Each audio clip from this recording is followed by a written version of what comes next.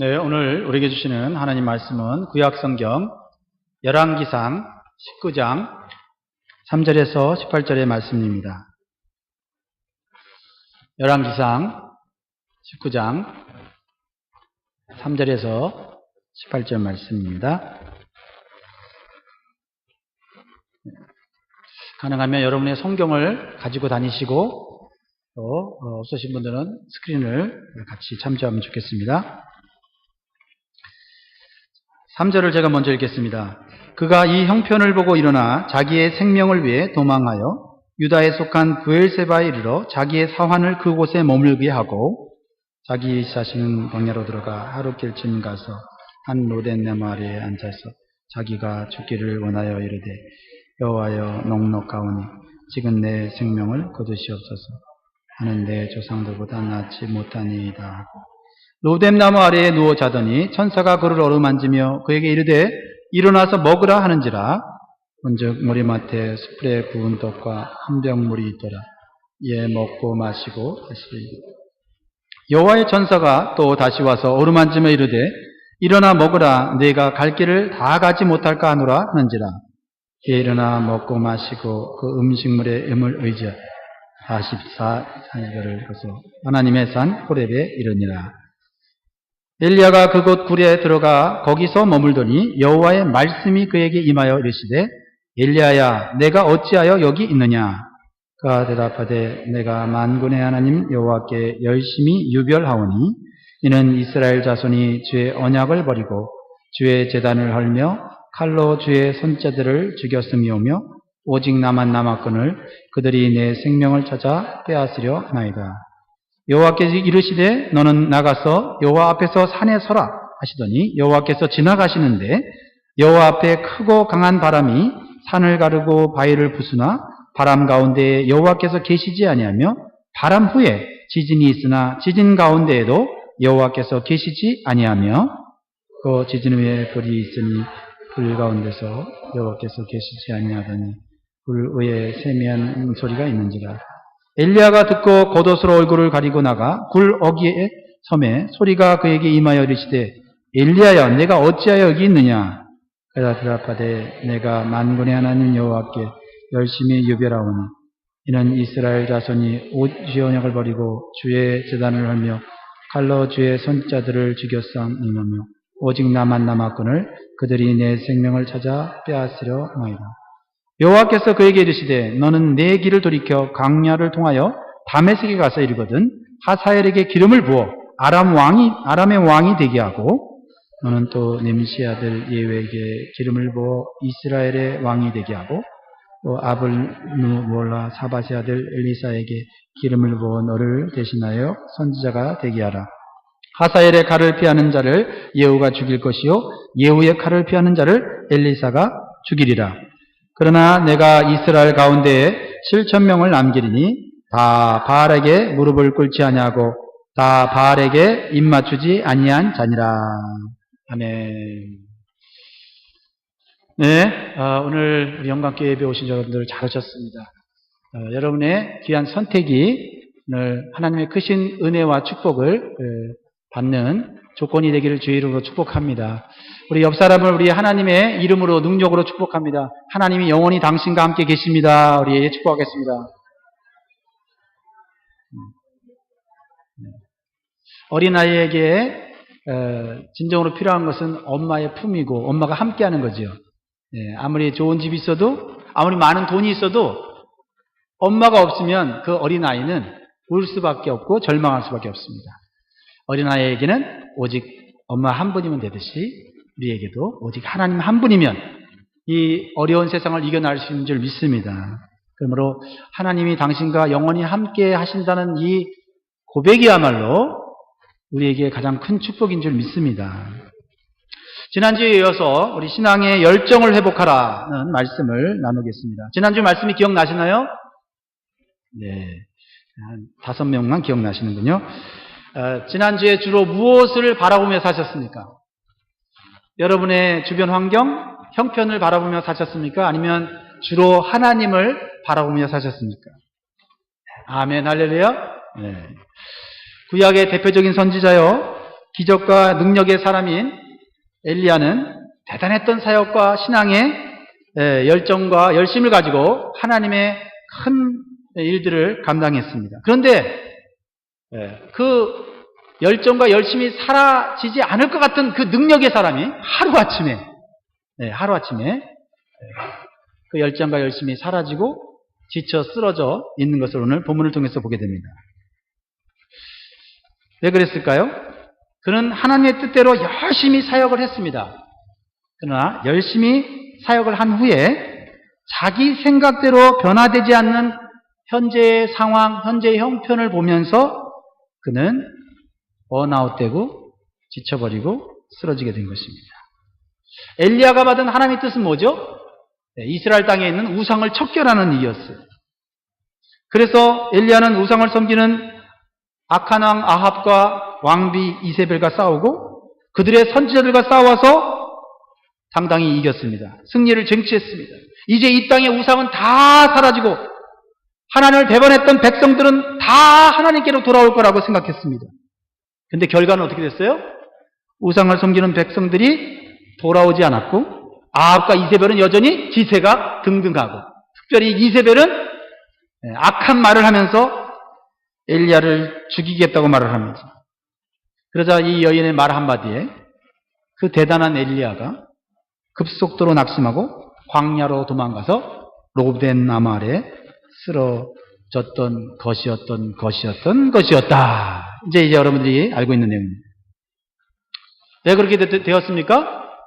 자신이 원하는 결과가 나오지 않았기 때문이에요. 결과에 있어서 자신의 생각이 하나님의 계획보다 앞섰기 때문입니다. 그래서 하나님의 뜻에 대해서 회의를 느끼게 돼요. 사랑하는 성도 여러분, 우리가 하나님의 뜻을 안다고 해도 함부로 하나님의 계획과 결과를 단정짓지 말아야 합니다. 결과까지도 하나님께 맡기고 다음 단계의 하나님의 계획과 인도하심을 바라보아야 할 줄 믿습니다. 오늘은 엘리야가 낙심하고 영적으로 침체한 또 다른 이유를 좀 살펴보고 그 은혜를 나누려고 합니다. 그 이유가 뭘까요? 그 이유가 비교의식입니다. 따라합니다. 비교의식. 오늘 4절 말씀 읽어볼까요? 엘리야는 어떤 비교의식을 가졌는가? 4절 시작. 자기 자신은 광야로 들어가 하룻길쯤 가서 한 로뎨 나무 아래에 앉아서 자기가 죽기를 원하여 이르되 여호와여 넉넉하오니 지금 내 생명을 거두시옵소서. 나는 내 조상들보다 낫지 못합니다 하고, 나는 내 조상들보다 낫지 못합니다 라고 엘리야는 자기 자신과 누구를 비교하고 있어요? 조상들을 비교하고 있습니다. 비교하면서 자기는 조상들보다 못한 사람입니다. 나는 다른 믿음의 사람들보다 믿음이 부족합니다. 나는 다른 사람보다 똑똑하지 못합니다. 나는 다른 사람들보다 외모가 부족합니다. 나는 다른 사람보다 보잘것이 없습니다. 라고 비교하면서 스스로 열등감과 무력감에 빠져들었다는 것입니다. 순전한 기독교를 쓴 유명한 크리스천 작가인 C.S. 루이스는 현대의 마귀는 비교의식을 통해서 우리 인간들을 유혹하고 넘어뜨린다고 그렇게 말을 했습니다. 이 비교의식은 우리를 교만하게도 만들고 우리를 절망하게도 만들어요. 예를 들어서 자기 남편과 친구의 남편을 비교하면서 수입이나 출세의 차이가 있을 때 좀 나오면 교만해지고 못하면 절망합니다. 그렇죠? 남편도 마찬가지죠. 자신의 아내를 다른 친구의 아내와 비교하면서 교만해지기도 하고 낙심하기도 합니다. 부모들도 마찬가지죠. 내 자식과 남의 자식을 비교하면서 내 자식이 좀 나은 것 같으면 교만하고 어깨에 힘을 주고 내 자신이 못한 것 같으면 낙심하고 좌절하는 것을 보게 됩니다. 오늘 남을 비교하며 나 자신에게 없는 것을 생각하며 사는 인생은 불행해질 수밖에 없다는 사실을 기억하시기 바랍니다. 어떤 청년이 더운 여름날 점심 식사를 사기 위해서 한참 걸어서 햄버거 집에 갔습니다. 그리고 햄버거를 하나 사서 그 앞에 있는 벤치에 앉아서 땀을 뻘뻘 흘리면서 햄버거를 먹고 있었습니다. 근데 그 햄버거 집 앞에 멋진 차 하나가 쫙 오는 것입니다. 그러면서 그 멋진 차에서 또 아름다운 여인이 나오는 거예요. 그래서 햄버거 집에 들어가서 햄버거를 탁 사갖고 와갖고 차에 있는 남자에게 탁 갖다 주는 것입니다. 땀을 뻘뻘 흘리면서 햄버거를 먹던 이 청년이 부러워하면서, 야, 나는 차도 없어서 더운 날 걸어서 와서 이렇게 땀을 흘리며 이 배고픔을 달래고 있는데, 야, 저 남자는 정말 무슨 큰 축복을 받았는지 앉아서 저렇게 햄버거를 받아 먹는구나. 근데 자동차에 있는 그 청년은 벤치에 앉아있는 청년을 바라보면서 부러워합니다. 나도 저 청년처럼 다리가 건강해서 걸어서 햄버거 집에 가서 햄버거를 사 먹을 수 있다면 얼마나 좋을까 라고 부러워했다고 합니다. 이처럼 남과 비교해서 자기에게 없는 것만을 생각하며 사는 인생은 불행할 수밖에 없다는 것이죠. 직장 여성 2명이 있었습니다. 한 직장에서 함께 근무하다 한 사람을 결혼을 하게 됐는데 아이를 키우는 문제 때문에 할 수 없이 직장을 그만두게 되었습니다. 그녀는 아직 직장 생활에 미련이 있어서 가끔 회사 홈페이지에 들어갑니다. 그리고 같이 일했던 여성의 그 상황을, 기록을 이렇게 보는데 그 같이 일했던 여성이 승진합니다. 연봉도 올라갑니다. 그리고 회사에서 인정받는 그러한 글들이 올라옵니다. 너무너무 부러웠습니다. 나도 결혼하지 않고 아이를 키우지 않았다면 나도 저렇게 멋진 커리어 우먼이 됐을 텐데. 회사에 남은 여성은 직장 생활에 열심히 일을 합니다. 그러다가 혼기를 놓치고 독신으로 살아갑니다. 오랜 세월이 지난 후에 두 사람이 만나게 됩니다. 커피숍에 만나서 이런저런 얘기를 나누다가 마음속 얘기를 하게 됩니다. 그리고 놀라운 사실을 발견하게 됩니다. 두 사람은 서로 상황을 부러워하며 살아왔다는 것입니다. 자신의 형편대로 만족하며 살면 둘 다 충분히 행복할 수 있었는데 그들은 내가 가지지 않은 것을 부러워하며 자신의 삶을 원망하며 살았다는 것입니다. 위대한 예수님의 제자들도 사역의 초기에는 비교 의식이 강했습니다. 서로 비교하면서 누가 크냐라고 다투었어요. 처음에는 예수님이 안 볼 때, 안 계실 때 서로 싸웠습니다. 내가 예수님 다음이야. 너는 내 밑에야. 넌 나보다 똑똑하지 않아. 라고 하면서 서로 싸웠습니다. 이제는 예수님 앞에서조차 싸웁니다. 심지어는 예수님이 십자가에 나는 못 박아 죽으러 예루살렘으로 올라간다. 나의 가는 길은 많은 사람들을 구원하기 위해서 내 목숨을 바치고 피를 흘리는 그런 제물로 가는 길이 내 삶의 목적이다 이렇게 말씀하는데도 불구하고 제자들은 누가 예수님 옆에 영의정 좌의정 자리를 차지할 것인가, 가장 높은 자리를 차지할 것인가 싸우고 있었다라는 것입니다. 그들은 비교 의식 때문에 그들은 예수님의 그 사명과 예수님의 삶의 목적을 본받지 못했어요. 예수님이 누가 크냐 비교하면서 서로 제자들끼리 다투면서 불행해진 그들의 모습을 보면서 예수님이 해결책을 제시를 하셨습니다.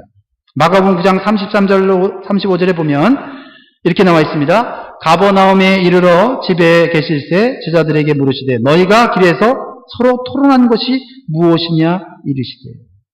토론한 게 아니라 뭐 한 거죠? 싸운 거죠. 근데 예수님이 점잖게 토론한 게 뭐냐 이렇게 물어봤어요. 그랬더니 그들이 토론한 게 아니라 싸운 거기 때문에 할 말이 없었어요. 34절에 그들이 잠잠하니 이는 길에서 서로 누가 크냐 하고 쟁론하였습니다. 35절에 예수께서 앉으사 12 제자를 불러서 이르시되 같이 읽습니다. 시작. 누구든지 첫째가 되고자 하면 무사람의 끝이 되며 무사람을 섬기는 자가 되어야 하리라 하시고, 남들과 비교하면서 남들과 잘 되려고 하고 남들보다 앞서려는 생각이 많을 때 우리는 결코 행복해질 수 없다라는 것입니다. 오히려 다른 사람들을 볼 때 예수님 말씀처럼 섬기려고 하고 도와주려고 한다면 비교의식은 사라지고 우리 안에 참된 기쁨과 만족을 누리게 된다라는 것입니다. 사랑하는 성도 여러분, 오늘 우리는 마음속에 일어나는 비교의식을 끊임없이 우리는 집어 던져야 됩니다. 비교하지 말고 서로 섬기려고 서로 좋은 것을 배우려고 하면 좋겠습니다. 그래서 비교의식에서 벗어나면 좋겠습니다. 누가 더 예쁘냐, 누가 더 잘생겼냐, 누가 더 좋은 집에서 사냐, 누가 자녀를 성공시켰냐 하면서 끊임없이 비교하게 되면 우리 안에 기쁨은 잠시고 우리 안에 불행은 계속될 것이에요.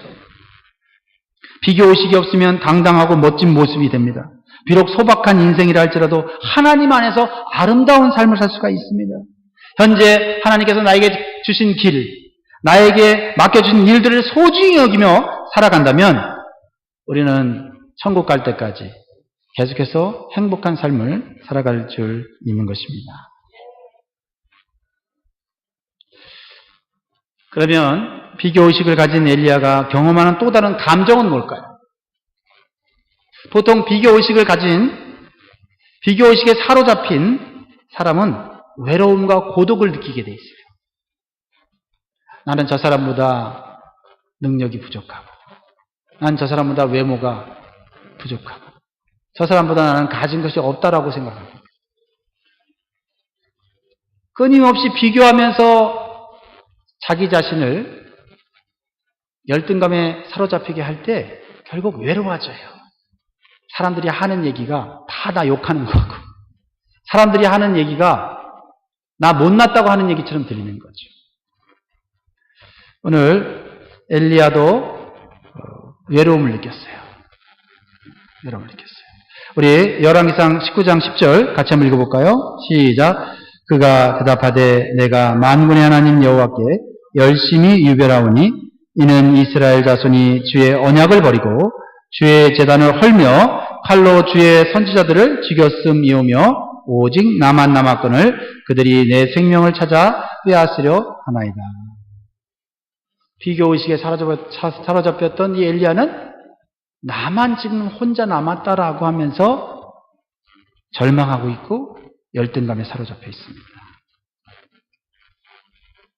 나 혼자만 이렇게 하나님의 일을 하고 있다는 생각이 낙심케 한 것입니다. 오직 나만 남았거늘, 오직 나만 남았거늘, 나의 수고와 고통을 진정으로 알아주는 사람이 없다는 것입니다. 열정이 있을 때는, 열심히 있을 때는 그게 안 보였는데 열정이 사라지고 열심히 사라지니까 나 혼자 남은 것 같은 느낌을 받는 거예요. 아무리 혼자 열심히 우상과 싸워도 환경은 변하지 않고 사람들은 변화가 없다는 것이 이 엘리야에게는 크나큰 외로움과 고독을 주었다는 거예요. 그것이 영적 침체와 우울증으로까지 번지게 된 것입니다. 하지만 엘리야가 느끼는 이런 외로움과 영적 침체는 사실은 착각입니다. 사실이 아니에요. 우리도 가끔씩 어떤 고독해질 때가 있죠. 외로워질 때가 있죠. 주변에 수많은 사람들이 있음에도 불구하고 나 혼자 있는 것 같고 아무도 나를 알아주지 않는 것 같고, 그렇죠? 내가 아무리 노력하고 아무리 애써도 상황이 변하지 않는 것 같은 그런 낙심, 그런 절망이 올 때 옆에 남편이 있어도 아내가 있어도 주변에 친구들이 있어도 외롭게 느끼고 오히려 사람이 주변에 많으면 많을수록 더 고독을 느끼는 그러한 증세를 느낄 때가 있습니다. 지금 엘리야는 지금 이 나라 안에서 나 혼자만 옳은 길을 가고 있다고 생각을 하는 거예요. 다른 사람들은 다 잘못된 길을 가고 있다는 거예요. 실제로 눈에 보기에 현실이 그렇습니다. 그렇죠? 갈멜 산상에서 850명의 아세라 선지자와 바알 선지자를 죽이고 승리하지 않았습니까? 그러면은 이스라엘 백성들이 뭐라고 했습니까? 불을 내리는 하나님이 참신입니다라고 고백한다고 했는데 그걸 보고 고백했던 이스라엘 백성들이 하나도 변화가 안 된 거예요. 말만 했지 실질적으로 변화가 없어요. 그러니까 엘리야는 지금 나만 혼자 와서 옳은 일을 가기 위해서 발버둥 치고 있고 다른 사람들은 말로만 그러고 행동이 없는 거예요. 무엇보다도 정말 그 악의 축인, 악의 근본인 이세벨은 기세가 등등하고 나를 엘리야 자신을 죽이겠다고 하고 있지 않습니까? 그래서 엘리야 자신은 외롭고 엘리야 자신은 지쳤고 엘리야 자신은 더 이상 책임을 감당할 수 없다는 것입니다. 그러나 엘리야가 지금까지 수고한 것은 맞지만 엘리야의 생각은 착각이었어요. 심지어는 하나님의 능력도 하나님의 계획도 무시하는 태도인 것입니다. 이러한 엘리야의 태도와 생각에 하나님은 엘리야가 알지 못했던 것을 오늘 깨닫게 해주시는 거예요. 무엇입니까? 지금 엘리야 너만 옳은 것이 아니라는 거예요. 18절 말씀을 한번 읽어보겠습니다. 18절 맨 마지막 절이죠. 오늘 시작. 그러나 내가 이스라엘 가운데 7,000명을 남기리니 다 바알에게 무릎을 꿇지 아니하고 다 바알에게 입맞추지 아니한 자니라.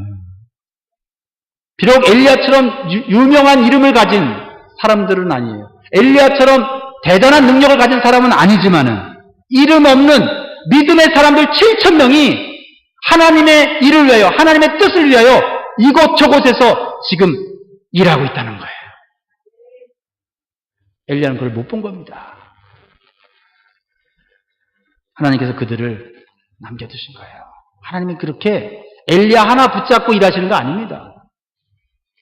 하나님의 뜻을 이루기 위해서 하나님의 사람들을 이곳저곳에서 세우셔서 하나님 뜻을 이루시는 거예요. 내가 못 이루면 하나님은 다른 사람을 세워서도 일하시는 그런 분이시에요. 엘리야는 나 혼자 남았는데 나 혼자 지금 옳은 일 하고 있는데 다른 사람들은 뭘 하고 있는지 모르겠다고 그러면서 낙심하고 있는 거예요. 그것이 어쩌면 하나님의 능력을 하나님의 그 크신 계획을 오히려 무시하고 있는 태도가 아니겠습니까? 내가 힘들다고 나 혼자 일하고 있는 것이 아니에요.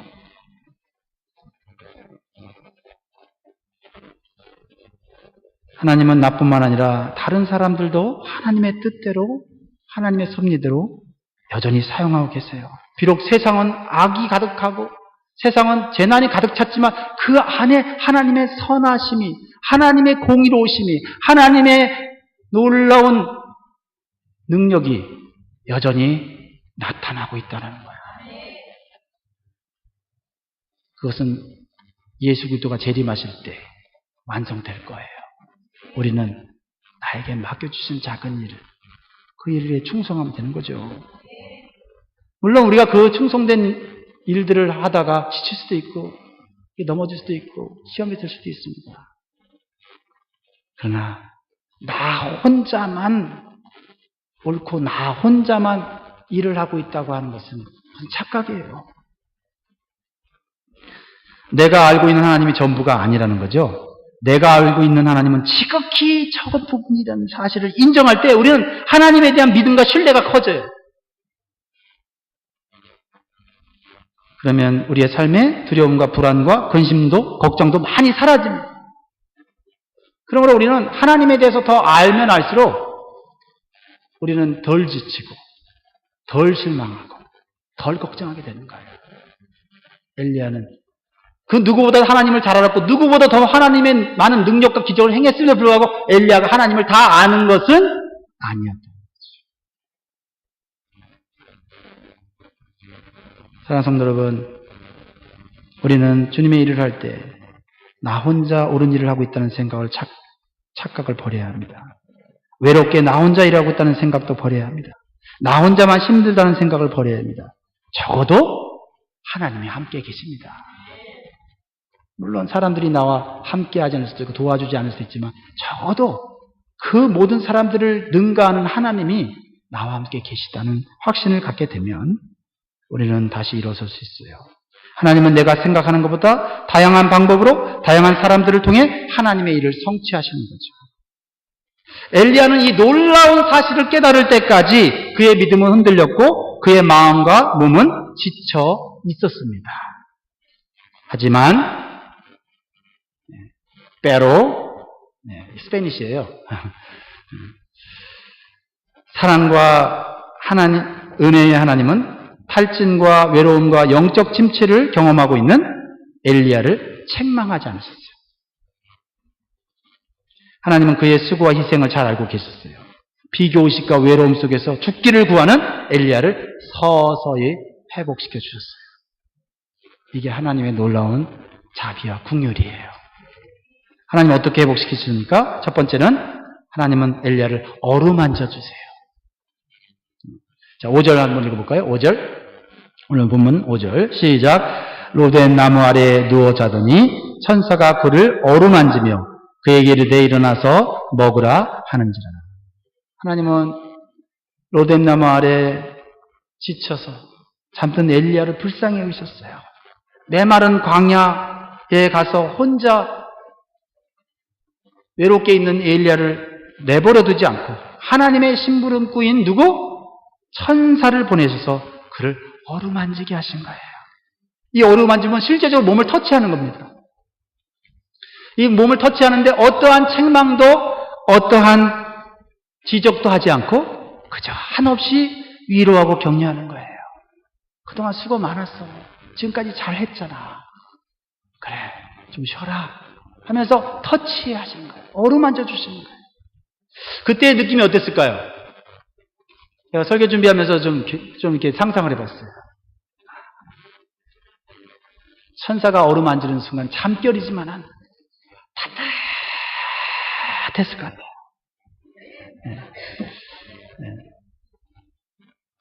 모든 고통을 다 잊을 만큼 포근했을 거예요. 사람은 누군가가 진심으로 어루만져 줄 때 위로와 힘을 얻게 되는 거예요. 그 누군가가 하나님이실 때는 지치고 낙심한 상황에서 다시 일어날 수 있고 회복할 수 있는 거예요. 오늘 혹시 마음의 고통과 아픔과 또 억울함과 또 외로움이 있는 분들, 하나님께서 여러분들을 어루만져 주시기를 간절히 소원합니다. 우리 같이 서로를 위해 그런 기도합시다. 열심과 열정이 대단했던 엘리야가 비교의식과 착각 속에서 지쳐 있었지만 엘리야가 한 가지 잘한 게 있어요. 그게 뭘까요? 사람 앞에서 쓰러지지 않고 하나님 앞에서 쓰러졌다는 거예요. 쓰러진 건 잘한 건 아닌데 사람 앞에서 쓰러지고 사람 앞에 추태 부린 게 아니고 하나님 앞에 쓰러져서 추태를 부리고 있다는 거예요. 그게 잘한 거예요. 사람이 없는 광야로 가서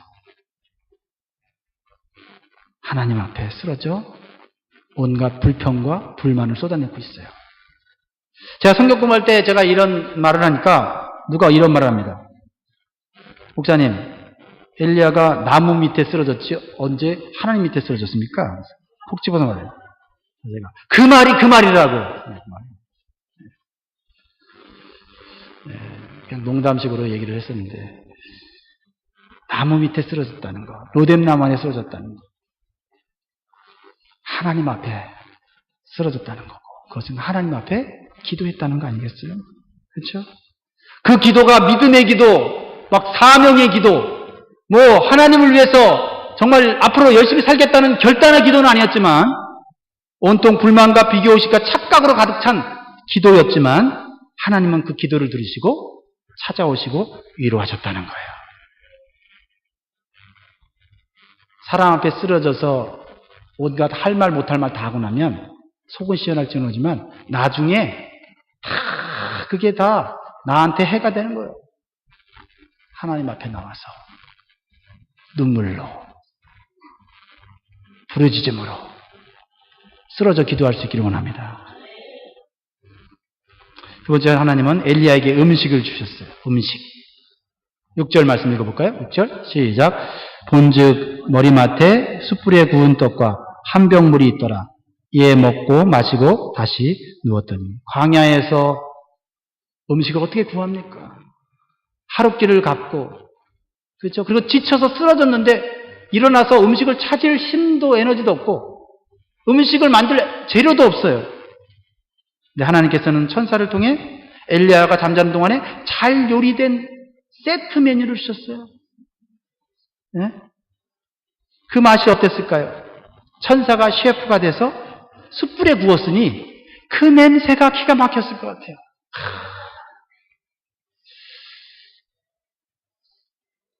최근에 제가 정말 차콜에 구운 맛있는 스테이크를 먹은 적이 있어요. 사람이 그렇게 구워줘도 그렇게 맛있는데 천사가 구워줬다고 하면은 얼마나 맛있겠냐. 네. 좀 성경을 읽으면서 좀 상상을 좀 하세요. 좀 감동도 좀 받고. 그렇죠? 아마 스테이크였다면 최고의 셰프라고 알려진 고든 램지가 구워진 것 같은 맛이었을 거예요. 미디엄 레어로 했을까? 아니면 미디움으로 했을까? 웰던으로 했을까? 하나님이 준비한 물은 어떤 물이었을까요? 답답했던 속을 확 뚫어주는 깨끗하고 순도 100%의 생수였을 거예요. 살아있는 물, 리빙 워터. 그렇죠? 죽은 물이 아니라 리빙 워터. 리빙 워터 하면 생각나는 게 있죠. 누가 생각나야 돼요? 좀 큰 소리로 얘기할까요? 리빙 워터 하면 누가 생각나야 돼요? 예? 옆집 아저씨요? Jesus Christ. 우리에게 생명의 물을, 생수를 주시는 예수 그리스도. 그렇죠? 사람이 위로할 수 없고 사람이 해결할 수 없는 깊은 내면의 외로움을 치유할 수 있는 분은 예수 그리스도.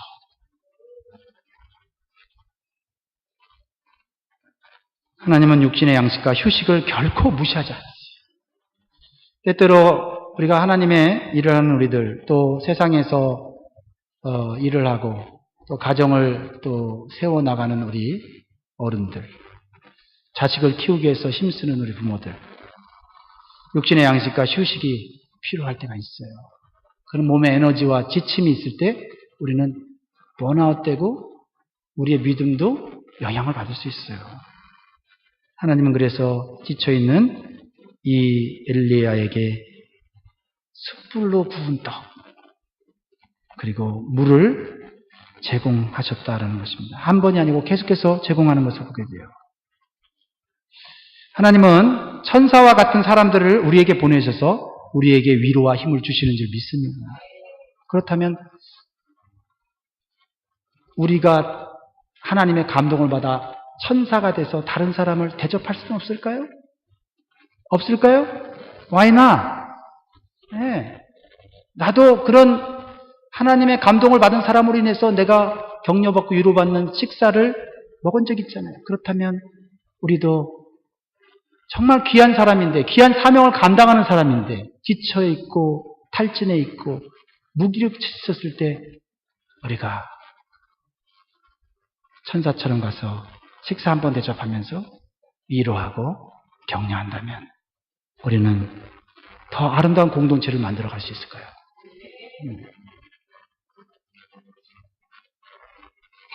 네, 위로하고 격려한다 그러놓고 식당에 가서 네, 그냥 그 사람 약점을 붙잡고 막 책망하고 지적질하지 말고 네, 처음부터 끝까지 위로하고 격려하세요. 예수님은 대접하는 삶에 대해서 이렇게 말씀하셨어요. 같이 한번 읽을까요? 마가복음 10장 41절 42절 시작.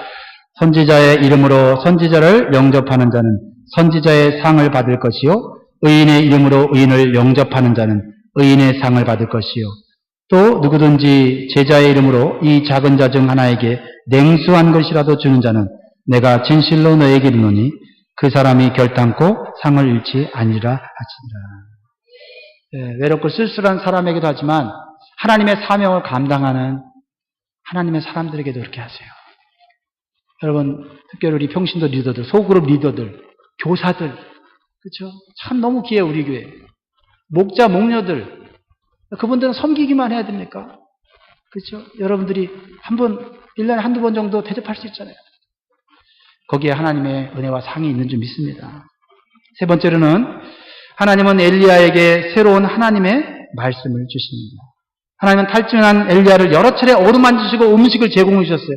그래서 엘리야는 힘을 내어 일어납니다. 음식이 주는 힘이 있어요. 그러나 사람이 진정으로 변화되는 것은 하나님의 말씀이라는 사실을 여러분 기억하셔야 돼요.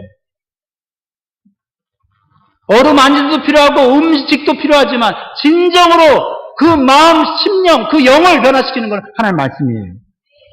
오늘 본문 8절, 9절 같이 읽겠습니다. 시작. 이에 일어나 먹고 마시고 그 음식물의 힘을 의지하여 40주 40야를 가서 하나님의 산 호렙에 이르니라.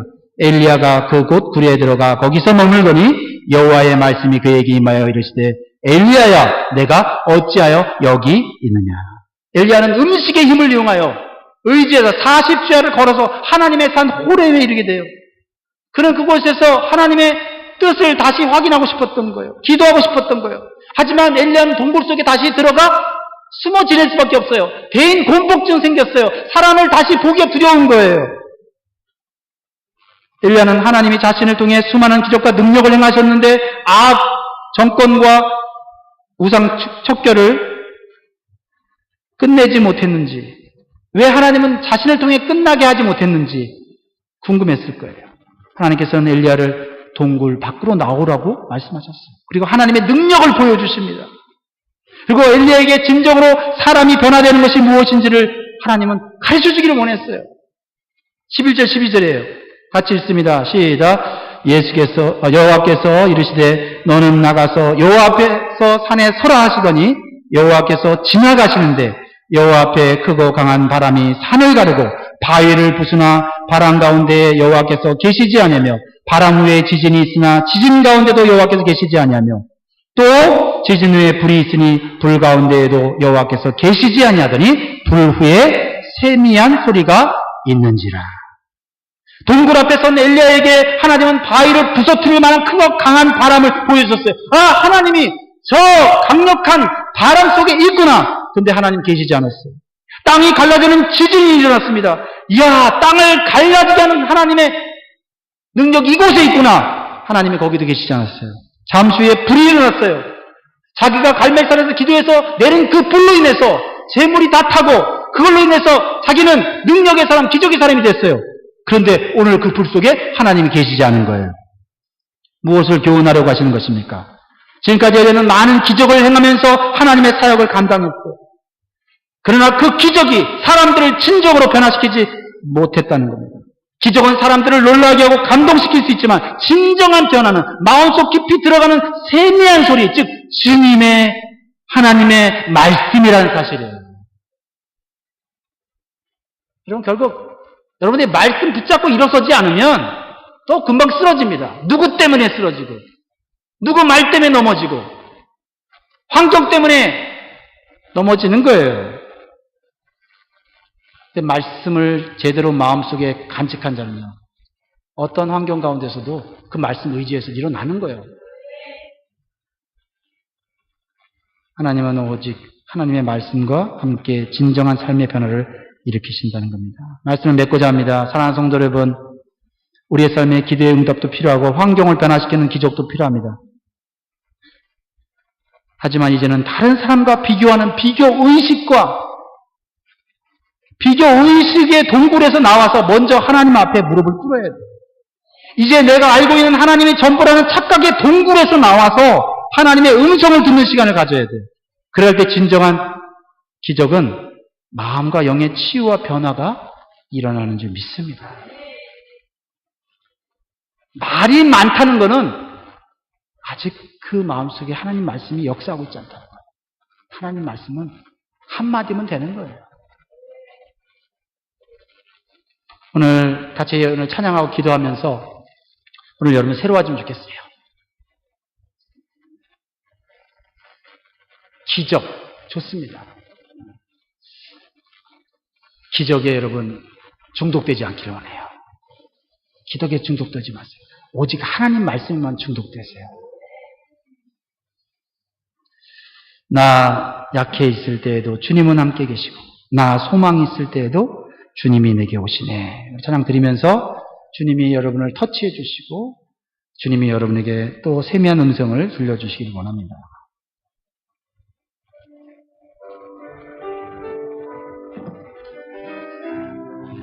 찬양하다가 기도하시는 분들은 기도하시고 기도하다가 또 찬양하시고 이렇게 하면 좋겠습니다.